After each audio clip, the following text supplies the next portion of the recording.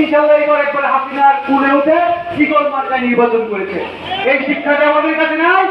তাহলে আমরা যদি আমাদের দল বদলানোর লোকদেরকে যদি দায়িত্ব দেয় তাহলে কিন্তু তারা ওরকমই করবে।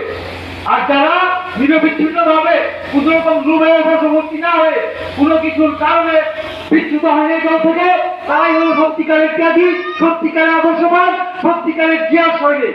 এবং আমরা আপনাদেরকে অভিনন্দন জানাই, কৃতজ্ঞতা জানাই, আপনাদের আগ্রহের ধন্যবাদ জানাই।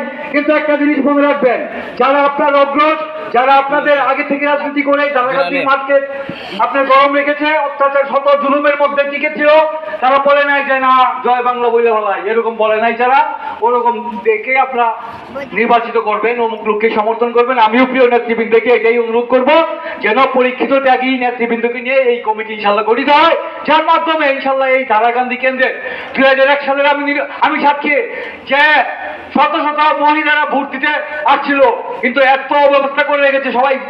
আপনারা জানেন ওই ইলেকশনে কিন্তু মহিলারা ব্যাপকভাবে